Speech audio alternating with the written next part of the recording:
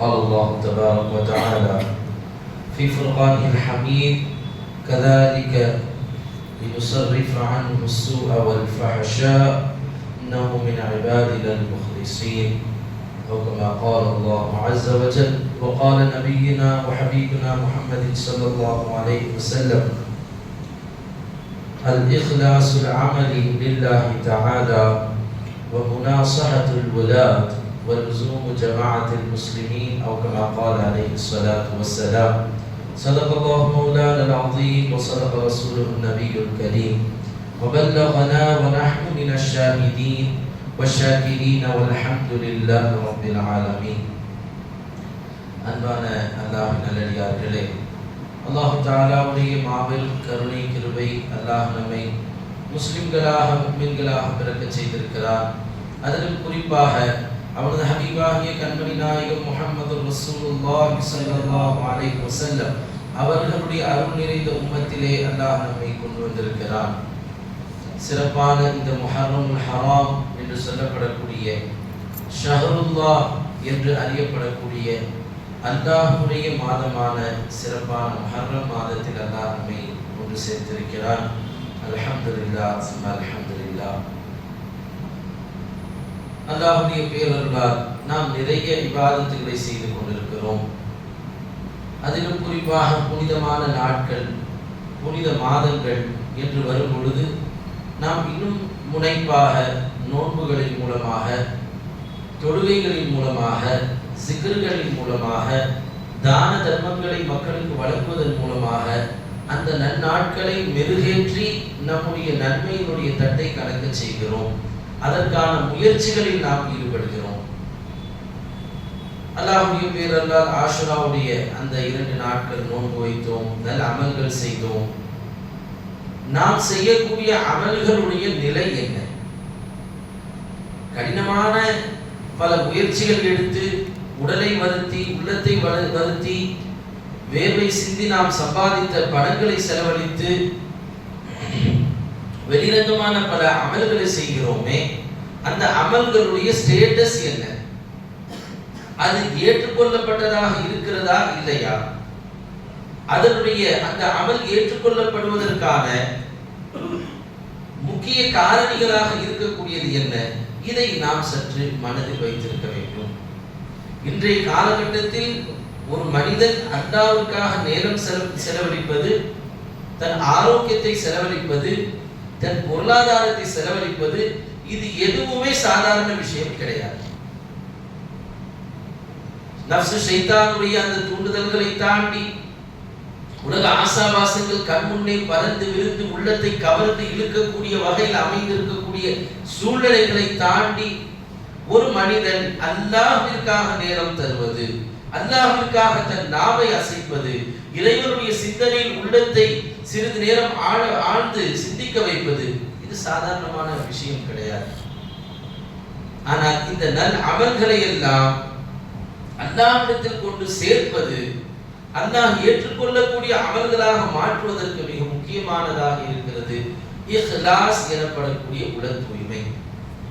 ஒரு மனிதன் உள்ளத்தை எந்த அளவுக்கு பரிசுத்தப்படுத்தி அவன் அல்லாஹ்வுக்காக வாழுகிறானோ, உள்ளத்தில் எந்த விதமான உலக தேவைகள் இல்லாமல், உலக பற்று இல்லாமல், ஆசை இல்லாமல் ரப்புக்காக வேண்டி எந்த காரியங்களை செய்கிறானோ அவனுடைய அமலும் முயற்சியும் தான் அல்லாஹ் முன்னால் ஏற்றுக்கொள்ளப்பட்ட அமலாக பார்க்கப்படுகிறது.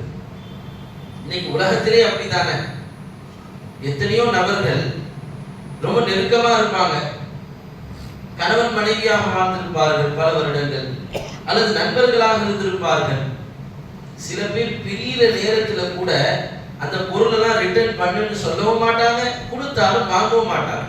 காரணம், அவர்கள் வைத்திருந்த அன்பு, அவர்கள் கொடுத்த பொருட்கள் எதுவுமே அங்கிருந்து ரிட்டர்ன் வரணும்ன்ற சிந்தனையோட கிடையாது. அவர்கள் உண்மையான முஹப்பத்திற்காக, உண்மை என்ற அந்த தன்மை, தன்னுடைய முஹப்பத்திலே உண்மை தன்மை இருப்பதன் காரணத்தினால் அவர்கள் அந்த பொருளை உன் பிரியத்திற்காக தந்தேன், அது பிரியம் போயிடுச்சுன்னா நான் வாங்குற மாதிரிலாம் இல்லை. அப்போ இஹ்லாஸ் என்பது என்ன? பெருமக்கள் சொல்வார்கள், எந்த ஒரு மனிதர் தஸ்ஃபியத்துல் ஃபிஅலி அன் முலாஹதத்தில் மஹ்லூகீன், பிற படைப்பினத்திற்காக வேண்டி பிற படைப்பினங்கள் கவனிப்பதை விட்டும் தன்னுடைய செயல்களை யார் மறைத்து பரிசுத்தப்படுத்துகிறாரோ அவர்தான் முஹ்லிஸாக கருதப்படுகிறார். அதாவது நாம செய்யற செயல்னால இந்த உலக தேவை நம்முடைய நோக்கமாக இருக்கக்கூடாது. நாம் செய்யக்கூடிய அமல்களின் காரணத்தினால் அல்லாஹ்விடத்தில் உலகத்தை எதிர்பார்த்து இருக்கக்கூடாது. நான் 2 ரக்காத் தொழுதா அல்லாஹ் எனக்கு பரக்கத் செய்வான், தொழுலனா பரக்கத் செய்ய மாட்டானே, என்ன பண்றது? அதற்காக தொழுவது. நான் தான தர்மம் செய்தால் அல்லாஹ் எனக்கு 1க்கு 10 கொடுப்பான். தான தர்மம் செய்யலை என்று சொன்னால் என் காசு பணம் குறைஞ்சிடுமே, எனக்கு பரக்கத் இல்லாம போயிடுமே. இந்த ஒன்றுக்காக வேண்டி சதகா செய்வது. பிற மக்களோடு நாம் நல்ல முறையில் பழகும் பொழுது இல்லைன்னா அவன் என்னை பத்தி 4 விஷயம் 4 பேர் தப்பா பேசுவான், என்னை பத்தி இல்லாத கொள்ளாதுன்னு சொல்லுவான். அதற்காக வேண்டி மனதில் அவனை பற்றி தவறான எண்ணத்தோடு நல்ல முறையில் பழகுவது, இது எதிலுமே இஹ்லாஸ் என்பது கிடையாது. ஒரு மனிதன் அல்லாஹ்வுக்காக இபாதத் செய்யும் பொழுது அல்லாஹ்விற்காக எந்த காரியத்தை செய்தாலும் அதை அவன் பொருத்தத்திற்காக மட்டுமே செய்ய வேண்டும். எனக்கு நன்மை கிடைக்க வேண்டும் அந்த ஆதரவு இருக்கலாம், ஆனால் அந்த நன்மை மட்டுமே என்னுடைய நோக்கம். அல்லாஹ் நன்மை கொடுத்துட்டா போதும், அவன் பொருந்தி கொண்டானா இல்லையா, அவன் அதை சந்தோஷமாக ஏற்றுக்கொண்டானா இல்லையா அது தெரியல.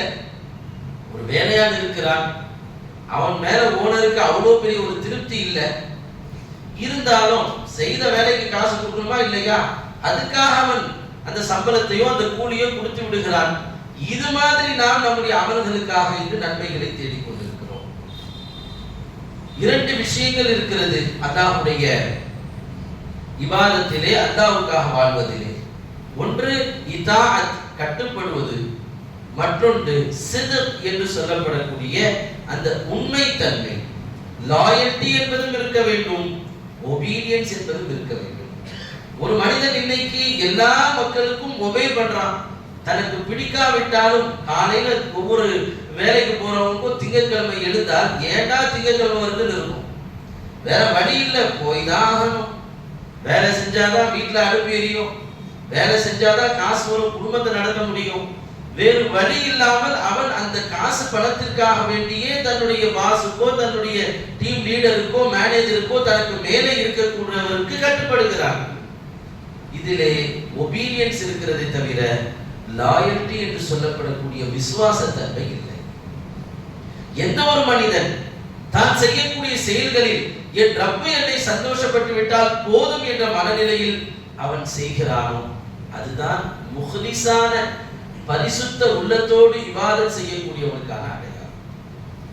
பெருமானார் ஸல்லல்லாஹு அலைஹி வஸல்லம் சொல்வார்கள், ஸலாசுன் லா யதுல்லு அலைஹின்ன கல்பு முஸ்லிம். ஒரு முஸ்லிமுடைய கல்பு இந்த 3 விஷயங்கள் இருக்கும் பொழுது பாவத்தின் பக்கம் போகாது, குரோதத்தை மனதில் வைத்திருக்காது. அந்த 3 குணங்கள், அந்த 3 தன்மைகள் என்ன? அல் இஹ்லாசுல் அமலி லில்லாஹி தஆலா. எந்த ஒரு முஸ்லிம் தன்னுடைய உள்ளத்தில் இஹ்லாஸோடு தன்னுடைய காரியத்தை செய்கிறாரோ அவர் என்னைக்கும் மனதில் கோபம், குரோதம், பிறரை பற்றிய பொறாமை எதுவுமே ஏற்படாது. அடுத்தவனை பார்த்து எரியக்கூடிய அந்த தன்மை, அடுத்தவன் நல்ல இருக்கக்கூடாது என்ற சிந்தனை அல்லாஹ்விற்காக வேண்டி வாழக்கூடிய மனித உள்ளத்தில் இருக்காது. அடுத்து சொல்வார்கள் முனாசஹத்துல் குலாத். தனக்கு மேல் இருக்கக்கூடிய மார்க்க அறிஞர்கள், தனக்கு மேல் பொறுப்பு சாட்டப்பட்டவர்களுடைய உபதேசத்தை யார் ஒழுங்காக கேட்டு அதன்படி வாழ்கிறாரோ அவருக்கும் எந்த விதமான குரோத உள்ளம் இருக்காது. மூன்றாவது சொல்வார்கள் லுசூமு ஜமாஅத்தில் முஸ்லிமீன். முஸ்லிம்கள் எந்த பாதையிலே செல்கிறார்களோ எல்லா காரியத்திலும் ஜமாஅத்தோடு சேர்ந்து யார் பாதையில் பயணிக்கிறாரோ, பெருங்கொண்ட மெஜாரிட்டி முஸ்லிம்கள் அவர் வாழக்கூடிய இடத்தில் எதை அவர்கள் சரியானது என்று நினைத்து அந்த பாதையில் செல்கிறார்களோ அதை யார் பற்றி பிடித்துக் கொள்கிறாரோ இந்த 3 விஷயம் இருக்கக்கூடிய ஒரு உள்ளத்தில் குரோதம் ஏற்படாது என்று சொன்னார்கள் பெருமானார் ஸல்லல்லாஹு அலைஹி வஸல்லம். எனவே நம்முடைய வாழ்க்கையில் உள தூய்மை என்பது ரொம்ப முக்கியமானது. எந்த காரியத்தை செய்தாலும் அது வெறும் தொழுகை என்பது மட்டுமல்ல, வெறும் நோன்பு என்பது மட்டுமல்ல, பிறருக்கு வாரி வழங்குவது என்பது மட்டுமல்ல, எந்த செயல்களிலுமே இந்த உடல் தூய்மை என்பது மிக முக்கியமானதாக இருக்கு. துன்னூரில் மிஸ்ரி ரலியல்லாஹு அன்ஹு சொல்வார்கள், ஒரு மனிதன் இஹ்லாஸோடு உடல் தூய்மையோடு இருக்கிறான், அதற்கு அடையாளம் என்ன? ஒன்று, அவன் இஸ்திவாஉல் மத்ஹி வதம்மி மினல் ஆமா, மக்கள் என்ன புகழ்ந்தாலும் பரவாயில்ல, திட்டினாலும் பரவாயில்ல, அவர்கள் என்னை புகழட்டும் புகழாமல் போகட்டும், நான் செய்வது அல்லாஹ்வுக்காக. அவங்க என்ன புகழ்ந்தாலும் சரி, என்னப்பா இப்படிலாம் செய்யற, உனக்கு இதெல்லாம் தேவையா, இந்த சமுதாய வேலை உனக்கு தேவையா அப்படின்னு திட்டுறாங்க. இன்னும் சிலர் எப்படியெல்லாம் இவர் சேவை செய்கிறார் என்று புகழ்றாங்க. இந்த ரெண்டையுமே ஒரே கண்ணோட்டத்தில் வைத்து பார்க்கக்கூடியவர் உள்ளத்தில் உடல் தூய்மை இருப்பதற்கான ஒரு அடையாளம். அடுத்து நிசியானுல் அமாலி ஃபில் அமால், மக்களுக்கோ அடுத்தவர்களுக்கோ அல்லது அல்லாஹ்விற்கோ செய்த அந்த அமலை மறந்து விடுவது. நான் எத்தனை ரகாத் தொழுது தெரியுமா, ஆஷுரால நான் என்னென்ன மாதிரி அமல் செய்தேன், போன ரமலான்ல அப்படி ஒரு அமலுங்க, அப்படி சதகா, இதை மறந்து விடுவது. தான் செய்த நல்ல அமல்களையே மறந்து விடுவது. அவன் மறந்துட்டா மனசுல என்ன ஒரு எண்ணம் இருக்கும், நாம எதுவுமே செய்யலையே அல்லாஹ்வுக்கு, நாம இது துன்யால ஒண்ணுமே செய்யாம வாழ்றோமே, என்னத்தை பெருசா நாம சாதித்து விட்டோம், என்ன பெருசா நாம அல்லாஹ்வுக்காக நாம் ரப்புக்காக நாம நன்றி செலுத்தி விட்டோம், ஒன்றுமே செய்யவில்லை என்ற எண்ணத்தோடு ஒவ்வொரு நாளும் யார் அந்த மனப்பக்குவத்தில் இருக்கிறார்களோ அவர்களுடைய இஹ்லாஸ் இருக்கிறது. மூன்றாவது சொல்வார்கள், நிசியானு இக்திபாஉ ஸவாபில் அமலி ஃபில் ஆখিরা, இந்த அமல்களுக்கு அல்லாஹ்விடத்தில் நாளை மறுமையில் கூலி கிடைக்கும் என்பதையும் மறந்து விடுவார்கள். எந்த நல்லோர்களுடைய வாழ்க்கையை நாம பார்த்தாலும், நான் இவ்வளவு அமல் செஞ்சிருக்கிறேன், இதுக்கு அல்லாஹ் இந்த கூலி கொடுப்பான் லிஸ்ட் போட்டு வைத்திருக்க மாட்டார்கள். நான் செய்த அமல அல்லாஹ் எங்க என் முகத்தில் தூக்கி எறிந்து விடுவானோ, இந்த ஒரு சிந்தனை மட்டும்தான் பெரும்பாலான பெரிய பெரிய இமாம்களுடைய கவலையாக இருந்தது. நான் சொல்வார்கள், பல தடவை நாம சொல்லியிருக்கோம், ரமலானுக்காக 6 மாதம் நல்லடியார்கள் அந்த ரமலான் வர வேண்டும் என்று அல்லாஹ்விடத்தில் துஆ செய்வார்கள். அடுத்த 6 மாதம் என்ன, கஷ்டப்பட்டு 1 மாசம் ரொம்ப பல்ல கடிச்சு வாயை வைத்தி கட்டிட்டு இருந்தாச்சு, இனிமே அவுத்து விட்டா மாதிரி எல்லாத்தையும் செஞ்சிடணும்டா. இன்னைக்கு அந்த சிந்தனையோடு நாம் ரமலானை கடக்கிறோம். இன்னைக்கு நம்ம பெரும்பாலானுடைய சிந்தனை என்ன, ரமலான் வரைக்கும் பல்ல கடிச்சிட்டு இருந்துக்க, அப்புறம் நீ உன்னுடைய எல்லாத்தையும் ஆரம்பிச்சுக்க. இந்த சிந்தனையும் இருக்கிறது, இந்த பேச்சும் நண்பர்கள் மத்தியில் இருக்கு. இது ரமலான்டா, இப்ப செய்ய வேணாம், அடுத்த மாசம் பார்த்துக்கலாம். நம்முடைய சிந்தனைகள் எப்படா அந்த சிறையிலிருந்து வெளியே வருவோம், எப்ப அந்த தவறுகளை திரும்பவும் செய்யலாம் என்ற எண்ணம் இருக்கும். காரணம் ரமலான்ல ரொம்ப இபாதத் செஞ்சாச்சு, இந்த அளவுக்கு நல்லவனா மாறக்கூடாது, இவ்வளவு முத்தகையாக இருக்கக்கூடாதுப்பா, இல்லை ரொம்ப ஓவரா இருக்கேன், போதும் ஒரு மாசம் போதும், அடுத்த மாசத்துக்கு கொஞ்சம் லெவலா நார்மல் முஸ்லிமா மாறலாம்னு நினைக்கிறோம். நல்லடியார்களுடைய சிந்தனை எப்படி தெரியுமா, யாரா இந்த 1 மாதம் நான் செய்த அமலை உனக்காக செய்தேனா, அதை நீ உண்மையிலே ஏற்றுக்கிட்டியா, அதற்கான சவால் எனக்கு நாளை மறுமையில் கிடைக்குமா, அதை நீ பொருந்திக் கொள்வாயா, அதை நீ ஏற்றுக்கொண்டால்தான் எனக்கு மன சந்தோஷம். இது 6 மாசம் கேட்டுக் கொண்டிருப்பார்கள் என்று சொன்னால் அவர்கள் மனநிலை இபாதத்துடைய நேரத்தில் எப்படி இருந்திருக்கும், அந்த நல்லவர்களை செய்த பிறகும் அவர்களுடைய மனநிலை எப்படி இருந்திருக்கும். இதுதான் ஒரு மனிதனுடைய இஹ்லாஸ் என்று சொல்வது.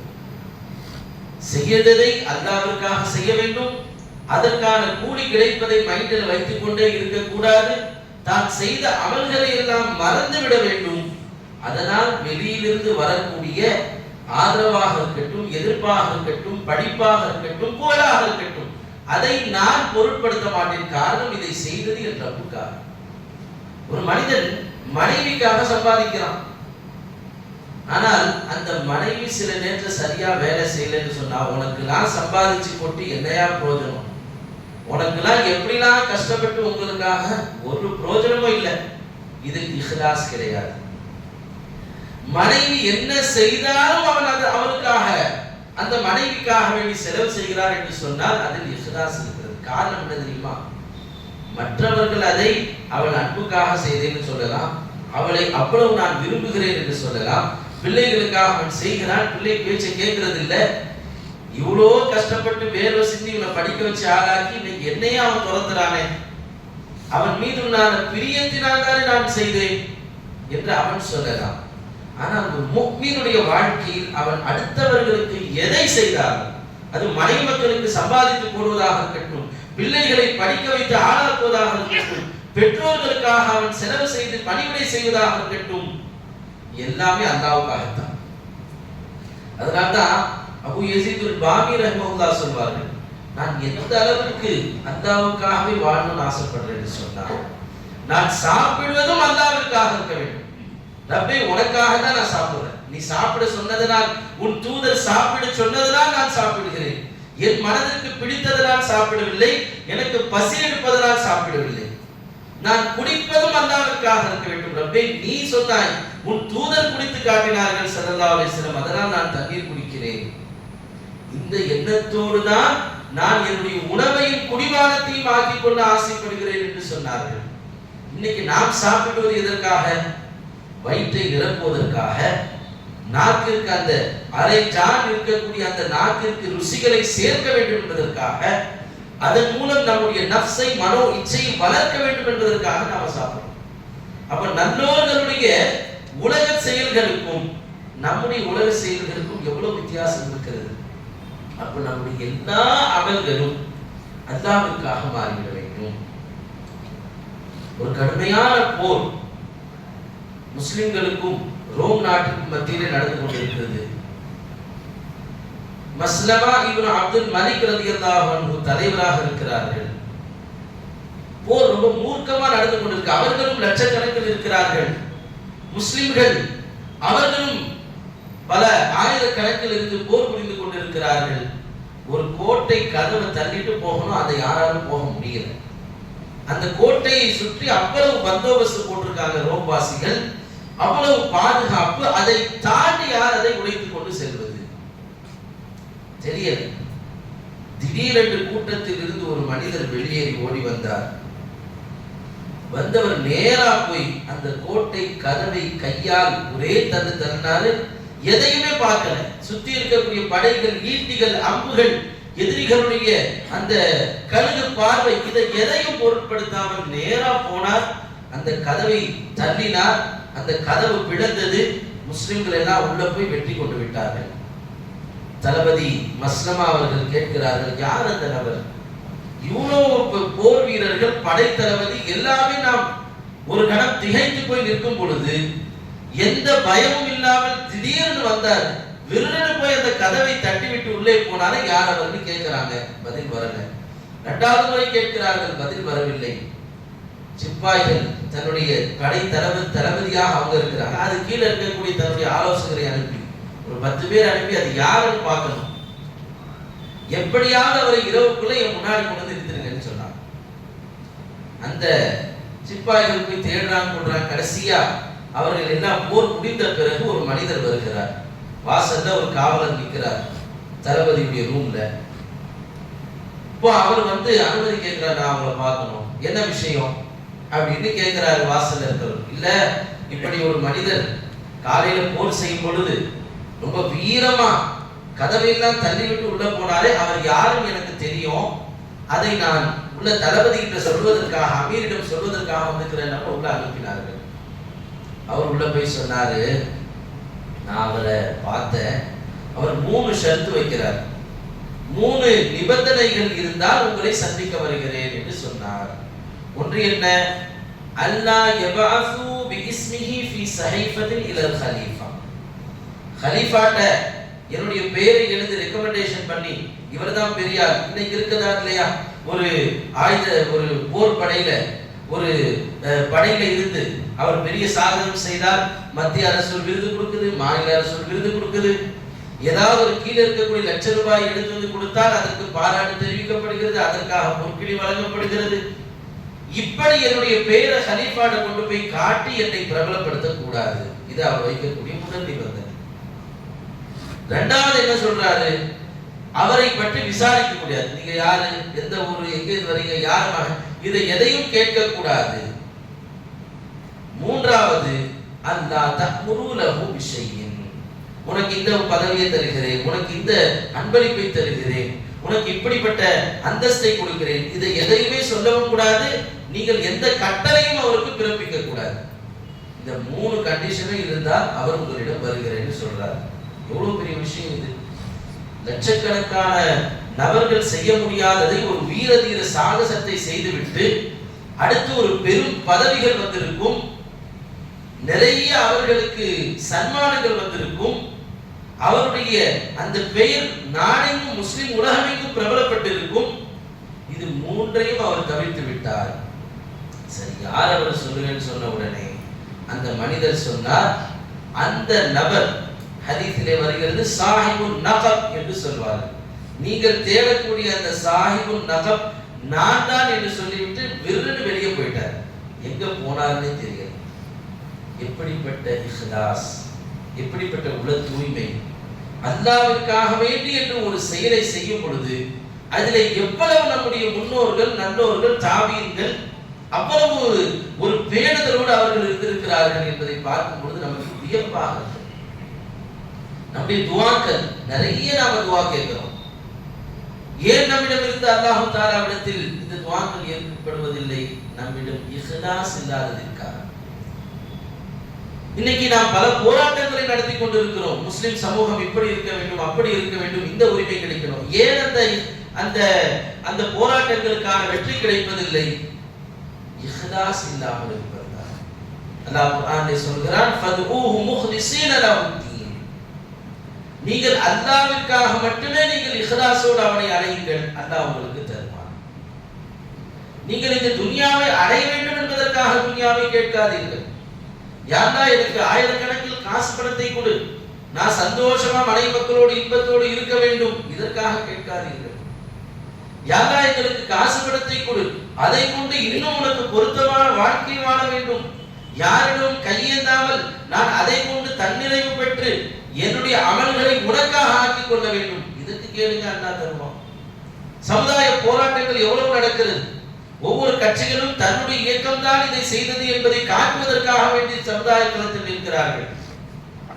அதிலே இருக்கக்கூடிய ஒவ்வொரு நபர்களும் என்னுடைய பெயர் வர வேண்டும் என்பதற்காக வெடிகளத்தில் நிற்கிறார்கள். எனக்கு மாவட்ட பொறுப்புகள் வேண்டும், வட்டார பொறுப்புகள் வர வேண்டும் என்பதற்காக இன்று இஸ்லாத்திற்கு பாடுபடக்கூடிய போர்வையில் அவர்கள் நின்று கொண்டிருக்கிறார்கள். இது எப்படி வெற்றி கொண்டதாக மாறும்? பெருமானார் ஸல்லல்லாஹு அலைஹி வஸல்லம் அறிவிக்கக்கூடிய ஒரு அறிவிப்பிலே சௌபான் ரலியல்லாஹு அன்ஹு அவர்கள் சொல்கிறார்கள், தூபாலில் முஹ்லிஸீன், அல்லாஹ்விற்காக வேண்டியே வாழ்றாங்க பாத்தீங்களா, தன்னுடைய எல்லா செயலும் அல்லாஹ்வுக்காக ஆக்கிக்கிட்டாங்களே, அவர்களுக்கு சுப செய்தி உண்டாகட்டும். உலாயிக மசாபீஹுல் ஹுதா, அவர்கள்தான் இந்த உலகத்தில் நேர்வழி காட்டக்கூடிய விளக்குகளாக இருக்கிறார்கள். வழிகாட்டும் கலங்கரை விளக்கங்கள் பரிசுத்தமானவர்கள் தான். எங்கோ ஒரு மூலையில் அவர்கள் இருந்து கொண்டு ஒரு முறை அல்லாஹ் என்று அழைத்ததினால் லட்சக்கணக்கான முஸ்லிம்களுக்கு இங்கே அல்லாஹ் வெற்றியை தருவார். பேர் யாரோ வாங்கிட்டு போவான். யாரோ ஒருவர் கேட்கக்கூடிய துஆவினால் அல்லாஹ் முஸ்லிம் சமுதாயத்திற்கு அந்த முசீபத்தை நீக்கி விடுவான்.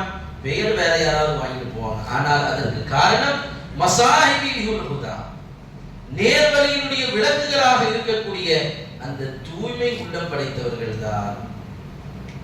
அடுத்து பெருமானார் ஸல்லல்லாஹு அலைஹி வஸல்லம் சொல்வார்கள், வயத்ஃபஉ அன்ஹும் ظுலுமாத்துல் ஃபிதன், அல்லாஹ் அவர்களின் மூலமாக தான் வயத்ஃபஉ பிஹிம் ظுலுமாத்துல் ஃபிதன், இந்த உலகத்தில் என்னென்ன குழப்பங்கள், அழிச்சாட்டியங்கள், அக்கிரமங்கள், கொடுங்கோல் தன்மைகள், இது எல்லாம் அவர்களின் மூலமாகத்தான் இந்த உலகத்தில் அடக்கப்படும். வேற நான் தான் செய்தேன், என்னால் உருவாகிறது, என்னை விட்டால் வேறு யாரும் இல்லை என்று நினைத்துக் கொண்டு அவன் சமுதாயத்தில் எவ்வளவு போராடினாலும் அந்த முன்பினால் எந்த வெற்றியும் கிடைக்காது. வாழ்க்கையின் சின்ன சின்ன செயல்கள். அதனால்தான் சொல்வார்கள் இப்னுல் கய்யூம், இப்னுல் ஜௌஸி ரஹ்மத்துல்லாஹ், எந்த ஒரு மனிதன் தன்னுடைய அமல்களிலே எந்த விதமான இஹ்லாஸும் இல்லாமல் செய்கிறானோ அவன் செய்யக்கூடிய அமல் என்பது ஃபஹிய தஅபுன் லாயிஉன், வீணாக அவன் செய்யக்கூடிய உழைப்பு. கஷ்டப்பட்டு ஒரு மனிதன் ஒரு நபருக்காக வேண்டி 10 மணி நேரம் உழைச்சி ஒரு பொருளை செய்தான். ஆனால் அந்த நபர் அதை பார்க்காமலே போய்விட்டார், அதை ஏற்றுக்கொள்ளாமல் திருப்பி விட்டார். இந்த 10 மணி நேரத்துடைய அந்த உழைப்பு என்னாச்சு? ஒண்ணுமில்லாமல் போயிடுச்சு. இப்னுல் கய்யிம் ரஹிமஹுல்லாஹ் அவர்கள் சொல்கிறார்கள், இஹ்லாஸ் இல்லாமல் வெறும் அமல்களை மட்டுமே மூட்டை கட்டி கொண்டிருப்போம் எப்படின்னு சொன்னா, ஒரு மனிதன் பயணத்துல போறான். போகும்பொழுது துணிமணி எடுத்துட்டு போகணும், சாப்பாடு எடுத்துட்டு போகணும், தேவையான அத்தியாவசிய பொருட்கள் எடுத்துட்டு போகணும். இதற்கு பதிலாக அவன் ஒரு பெரிய தோற்பை முழுக்க மண்ணை நிரப்பி அந்த மண்ணை முதுகுல வச்சுட்டு சுமந்துக்கிட்டே போறான் கஷ்டப்பட்டு. இதனால் அவனுடைய டிராவல்ல ஏதாவது பயன் இருக்கிறதா? இதனால் அவனுக்கு பயணத்தில் ஏதாவது அது பயன்படக்கூடியதாக இருக்குமா? இன்னும் கஷ்டத்தை தான் கொடுக்குமே தவிர எந்த பலனும் அவனுக்கு கிடையாது. இது போலத்தான் ஒரு மனிதன் இந்த உலகத்தில் தான் செய்யக்கூடிய காரியத்தை உலக ஆதாயத்திற்காக செய்வது. உலக காரியமாகவே இருந்தாலும் வியாபாரமாகவே இருந்தாலும் அல்லாஹ்வுக்காக செய்வது. சதகாவை கொடுப்பது, உறவினர்களுக்கு தருகிறார். நாலு முதல்ல ஏதாவதுன்னா அவன்கிட்ட ஃப்ரீயா வேலை வாங்கிக்கலாம்ல. அண்ணன் பையன் இருக்கிறார், தம்பி மகனார் இருக்கிறாரு, பெரியாப்பாவுடைய மனைவியுடைய ஒரு மகன் இருக்கிறார். அவர்கிட்டலாம் இப்ப கொடுத்து வச்சுக்கிட்டா நாளைக்கு ஏதாவது நமக்கு தேவைக்கு யூஸ் பண்ணிக்கலாமே. இது இஹ்லாஸ் கிடையாது. இப்படி செய்யக்கூடிய சதகாவினால், தான தர்மத்தினால், உதவி கரத்தினால் எந்த பிரயோஜனமும் நமக்கு மறுமையில் கிடைக்காது. பள்ளிவாசலுக்கு நிறைய நாம கொடுக்கிறோம். நாளைக்கு ஏதாவது ஒண்ணா பள்ளியினுடைய விஷயங்கள்ல நம்மை முன்னிலைப்படுத்த வேண்டும், நமக்கு ஒரு மரியாதை தரப்பட வேண்டும். இந்த எண்ணமே இல்லாமல் யார் கொடுக்கிறாரோ அவருடைய அந்த நன்கொடைகள், அவருடைய சதகாக்கள் தான் அல்லாஹ்விடத்தில் ஏற்றுக்கொள்ளப்படும். இல்ல இப்படி செய்வதனால் எனக்கு இதுதான் நோக்கம், எனக்கு மரியாதை கொடுக்கப்படலையே, எனக்கு ஒரு பிரெஃபரன்ஸே இல்ல, நான் இனிமே தரமாட்டேன், இதுவரை அவர் தந்ததினால் எந்த பிரயோஜனமும் இல்லை. அப்ப நம்முடைய எல்லா செயல்களும் ஏழைகளுக்கு நாம் கொடுக்கக்கூடிய தர்மத்திலிருந்து ஏக இறைவனுக்கு நாம் தரக்கூடிய சஜிதா வரை எல்லாவற்றிலும் ஒரு மனிதன் உடல் தூய்மையோடு வாழ வேண்டும். இறுதியாக ஒரு விஷயம், மிகப்பெரிய தாபிஈ ரபீ இப்னு ஹைஸம் ரலியல்லாஹு அன்ஹு, இப்னு மஸ்ஊத் ரலியல்லாஹு அன்ஹு அவர்களுடைய மாணவர். ஒரு கட்டத்தில் அவர்களுடைய அந்த இல்மையும் தக்வாவையும் இஸ்திகாமத்தையும் பார்த்துவிட்டு இப்னு மஸ்ஊத் ரலியல்லாஹு அன்ஹு அவர்களை பார்த்து சொன்னார்கள், லவ் ரஆக ரசூலுல்லாஹி ஸல்லல்லாஹு அலைஹி வஸல்லம், லவ் ரஆக ரசூலுல்லாஹி ஸல்லல்லாஹு அலைஹி வஸல்லம் லா அஹப்பக். நீங்க ரசூலுல்லாஹ் வாழ்ந்த காலத்தில் இல்லாம போயிட்டீங்க ரபி.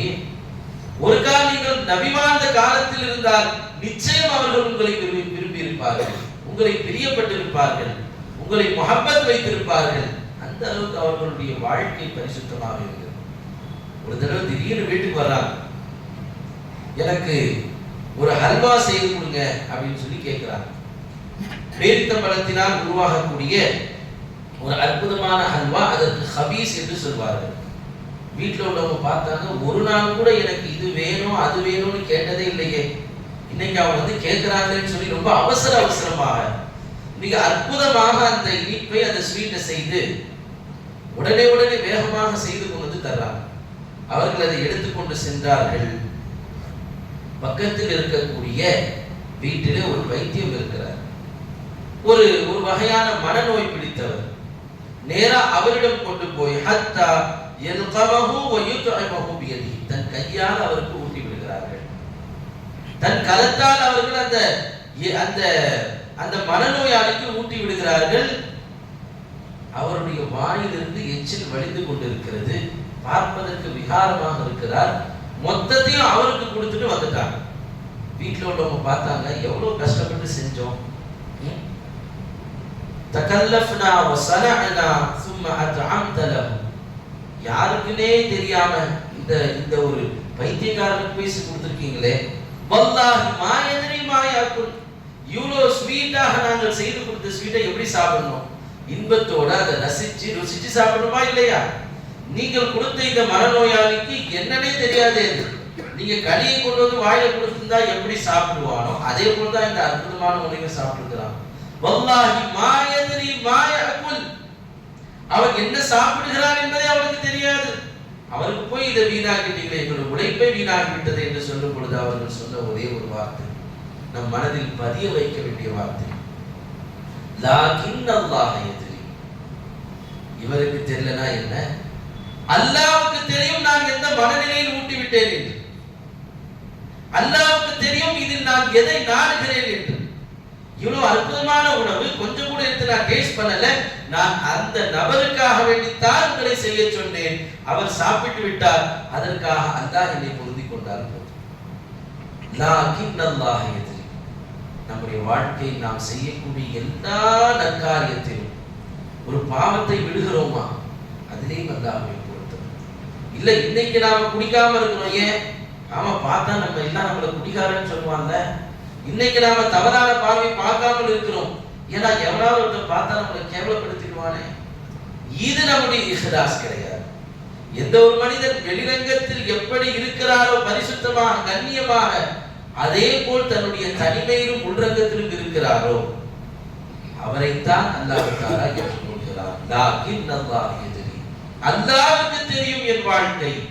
இந்த எண்ணத்தோடு பரிசுத்தமான உள்ளத்தோடு நாம் சின்ன அமல் செய்தாலும் சரி, நாம் சின்ன ஒரு இபாதத் செய்தாலும் சரி, ரூப அமலின் துஸகிருஹு ذுனூப், எத்தனையோ அமல்கள் இருக்கின்றன, அது சில பாவத்தின் காரணத்தினால் பெரும் பெரும் அமல்கள் ஒன்றும் இல்லாமல் போய்விடுகிறது.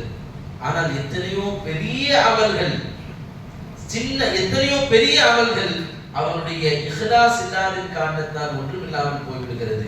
ஒரு சின்ன ஒரு அமல், ஒரு சாதாரண ஒரு செயல், நாம் இதெல்லாம் ஒரு நன்மையா என்று நினைக்கக்கூடிய அந்த செயல் அவனுடைய இஹ்லாஸின் காரணத்தினால் எங்கோ அவனை கொண்டு போய் உயர்த்தி விடுகிறது என்று சொல்வார்கள்.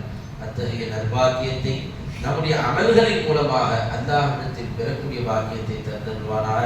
இல்லாமல் அல்லாஹ் நம்முடைய அமல்களை இஹ்லாஸோடு இறைவனுடைய திருப்பொருத்தத்தை நாடி உள்ள தூய்மையோடு அமல் செய்யக்கூடிய பாக்கியத்தை, அதன் மூலம் ஈருலகிலும் அவனுடைய பொருத்தம் பெறக்கூடிய நல் வாய்ப்பினை அல்லாஹ் நமக்கு நல்கியருள்வானாக. ஆமீன். வ ஆகிரு தஅவானா அல்ஹம்துலில்லாஹி ரப்பில் ஆலமீன். அஸ்ஸலாமு அலைக்கும் வ ரஹ்மத்துல்லாஹி